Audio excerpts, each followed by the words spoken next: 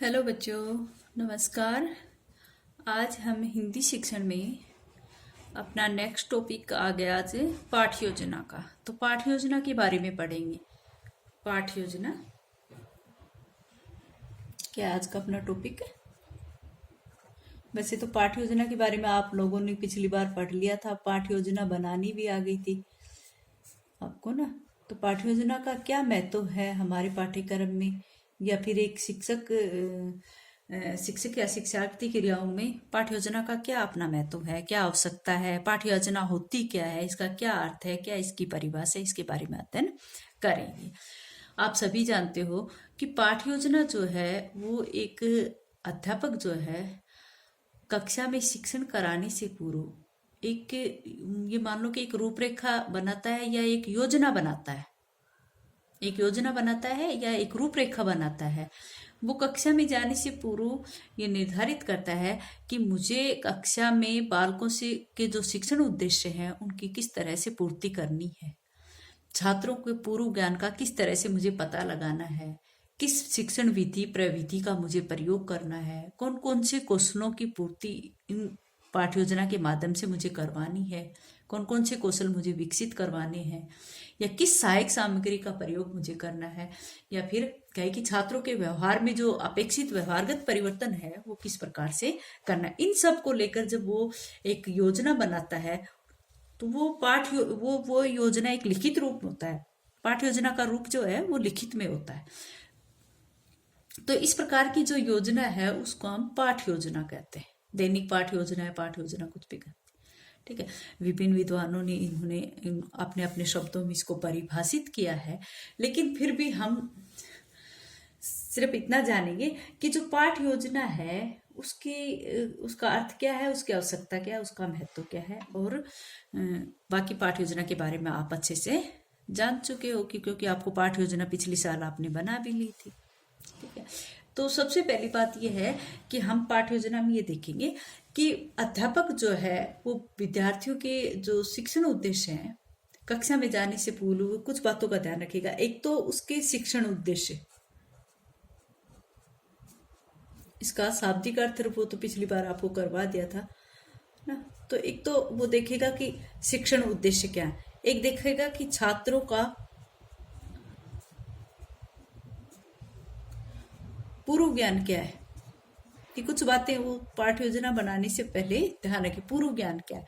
या फिर कहे कि कक्षा रूम में जाने से पहले अध्यापक ये सोचे कि कौन सी शिक्षण विधि का प्रयोग करूं, कौन सी शिक्षण विधि या कौन सी प्रविधि, या फिर हम कहें कि किस कौशल को या किस सहायक सामग्री को, कौन से कौशलों को या फिर सहायक सामग्री को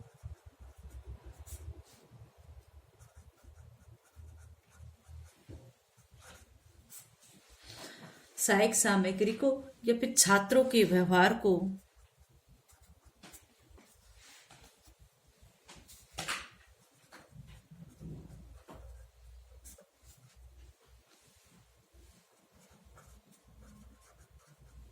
छात्रों के व्यवहार आदि की योजना बना लेता है। किस किस की बनाता है? शिक्षण उद्देश्यों की, छात्रों का पूर्व ज्ञान, छात्रों के पूर्व ज्ञान का, शिक्षण विधि और प्रविधि की, कौशलों का, और सहायक सहायक सामग्री का और छात्रों के व्यवहार आदि की योजना बना लेते हैं, जिसे हम पाठ योजना कहते हैं, ठीक है। कुछ विद्वानों ने इसकी परिभाषा भी दी है। जैसे मैं एक परिभाषा जोसेफ लैंडन के अनुसार बोलती हूँ, नोट्स में मैं आपके पास भेज दूंगी। जैसे उन्होंने कहा है कि हम पाठ योजना को समस्त आवश्यक बिंदुओं से युक्त मान, चाहे वह विषय वस्तु के अथवा चाहे विधि के से हो, चाहे कागज पर स्पष्ट रूप से अंकित पाठ की रूपरेखा हो, में परिभाषित कर सकते हैं। कहते हैं कि हम पाठ योजना को किसके रूप में, किसी आवश्यक बिंदुओं से युक्त, चाहे वह विषय वस्तु के हो, चाहे विधि के हो, चाहे कागज पर स्पष्ट रूप से अंकित पाठ की रूपरेखा को परिभाषित कर सकते हैं। उन्होंने इसकी ये परिभाषा बताई।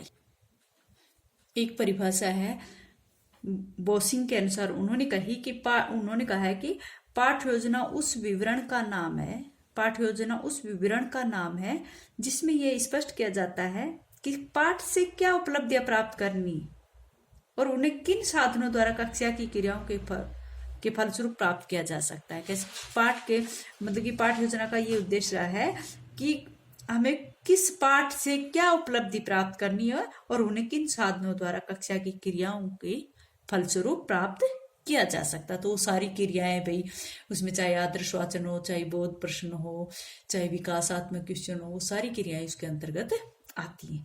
ठीक है, तो कुछ सामान्य सी जानकारी के रूप में मैं बता दूं कि जो पाठ योजना है, पाठ योजना का जो आविर्भाव है वो अपनी इकाई योजना की तरह गेस्टाल्ट वादियों की देन है। किसकी देन है? गेस्टाल्ट मनोविज्ञान, गेस्टाल्ट मनोविज्ञान की देन है।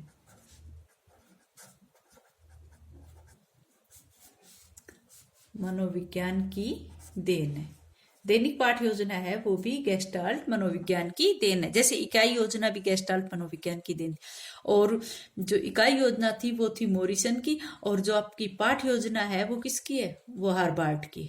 हार्वर्ड की जो पंचपदी है, पंचपदी उपागम जो है वो सबसे पहले पाठ योजना के रूप में हमारे सामने आया था। ठीक है,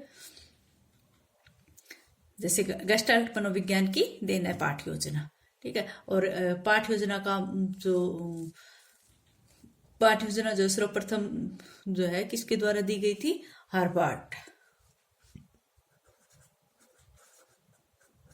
हार्वर्ड ने पंचपदी दी थी,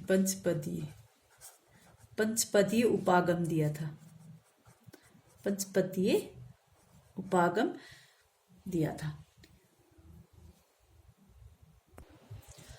जो इनका पंचपदीय उपागम था उसमें इन्होंने, वैसे पंचपद इनके 4 ही पद इन्होंने दिए थे। पहला इनका था स्पष्टता। किसकी थी? हार्वर्ड की पंचपदी की बात कर रही हूँ। तो पहला इन्होंने दिया था स्पष्टता, मतलब कि पाठ योजना का सबसे पहला पाठ इन्होंने स्पष्टता दिया था। और सेकंड इन्होंने दिया था संबंध। उसी पाठ योजना, उन पंचपदी का ही ये आज जो सुधरा हुआ रूप हमारे सामने आ रहा है। जैसे आप सबसे पहले शिक्षण उद्देश्य लेते हो, फिर प्रस्तुतिकरण लेते हो, सब ये उद्देश्य कथन जो है, पूर्व ज्ञान जो है, सब कुछ इसी का ही निखरा हुआ रूप है। लेकिन शुरू में जो गेस्टाल्ट मनोविज्ञान की जो हार्वर्ड ने पंचपदी दी थी वही पाठ योजना का प्रारूप यहाँ से शुरू हुआ था। ठीक है, तो इन्होंने एक स्पष्टता दिया था, सेकंड वाला इन्होंने संबंध दिया था, और तीसरा इन्होंने दिया था व्यवस्था, और चौथा इन्होंने दिया था विधि। किस विधि का प्रयोग जो यहाँ पर किया जाता है, विधि यानी कि जिस विधि का वहां पर प्रयोग किया गया था, विधि। तो ये है तो 4 पदी, लेकिन हार्वर्ड की पंचपदी क्यों कहा जाता है? क्योंकि ये जो स्पष्टता वाला था, इनकी जो हार्वर्ड जो थे, ये जो जैन फेडरिक हार्वर्ड बोलते हैं इसको, जैन नहीं, जॉन फेडरिक हार्वर्ड। तो इनके एक जो शिष्य थे, क्या नाम था उनका? जिलर, ZILLER, जिलर, शायद जिलर था, इस तरह का नाम। उन्होंने इनका जो स्पष्टता वाला पाठ था, इनका एक तो बनाया प्रस्तावना, इसने बनाया था, इसने पहला बनाया प्रस्तावना, और मतलब कि स्पष्टता के 2 पार्ट कर दिए उन्होंने, एक प्रस्तावना और दूसरा बना दिया प्रस्तुतिकरण। हार्वर्ड ने तो ये 4 पद दिए थे, लेकिन इसको नाम यही दिया गया पंचपदीय उपागम, हार्वर्ड का पंचपदीय उपागम, क्योंकि इनके शिक्षण के दौरान ही इनका जो शिष्य था जिलर, उन्होंने इसको 2 पार्ट दिया। और इनका एक शिष्य और आता है बाद में, हार्वर्ड का एक अन्य अनुयायी आता है, और वो इनमें भी परिवर्तन कर जाता है, इनमें भी कुछ परिवर्तन कर जाता है, और इस पंचपदी के कई पद बढ़ जाते हैं। तो देखो, फिर इन्होंने इसको पहला बनाया स्पष्टता के 2 पार्ट बनाए, प्रस्तावना और प्रस्तुतिकरण, 2 बन गए। तो 1, 2 और ये यहाँ पर 2, 3, 4, 5, ये इस तरह से 5 हुए थे। हार्वर्ड स्पेंसर ने जो दिया था, सबसे पहला प्रस्तावना, फिर प्रस्तुतिकरण, और फिर संबंध, और फिर व्यवस्था, और फिर विधि। संबंध, यहाँ पर संबंध में जो उन्होंने किया था वो तुलना आ गया था, और व्यवस्था जो थी वो सामान्यकरण के रूप में आ गई थी। प्रस्तावना तो आप समझते हो, फिर प्रस्तुतिकरण भी आप समझते हो, फिर आ गया था संबंध। संबंध जो थी, इनके एक और अनुयायी थे, उन्होंने इसको तुलना बताया, और व्यवस्था को उन्होंने सामान्यकरण बताया।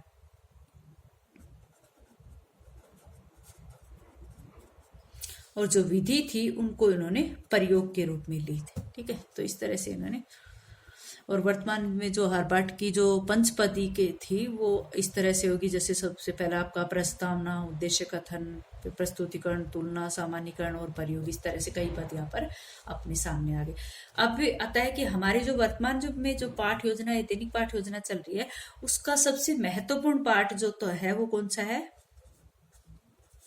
महत्वपूर्ण भाग तो इसका है, सबसे महत्वपूर्ण है प्रस्तुतिकरण। कोई भी पाठ योजना है उसमें सबसे महत्वपूर्ण पद जो है, भाग जो है वो प्रस्तुतिकरण है। भाई प्रस्तुतिकरण से हमारी पाठ योजना का सबसे मेन पॉइंट यही माना जाता है। ठीक है, और इसका जो प्रारंभ जो है पाठ योजना का वो शिक्षण उद्देश्यों से माना गया है। प्रारंभ, ठीक है। और इसका अंतिम पद जो है, अंतिम पद जो है वो मूल्यांकन, वह किसको दिया गया है? गृह कार्य को, गृह कार्य को, गृह कार्य को। ठीक है, तो इस प्रकार से हमारी पाठ योजना बनती है। और आज का अपनी जो पाठ योजना उसमें तो कम से कम 7, 8, 9 चरण होते हैं। जैसे शिक्षण उद्देश्य आते हैं, फिर प्रश्न आता है, अपनी पूर्व ज्ञान आता है, फिर प्रस्तावना आती है, फिर उसके बाद उद्देश्य कथन आता है, फिर प्रस्तुतिकरण आता है, और जो आपका ये तुलना ये आ जाता है, ये बार लास्ट में आपका गृह कार्य मूल्यांकन के रूप में आ जाता है, जो आप उस मूल्यांकन क्वेश्चन उस पर लपेट फलक पर लिखते हो, उस तरह से आ जाता है। इस तरह से ये हमारी पाठ योजना का एक प्रारूप है। अच्छा बच्चों, आज इतना ही।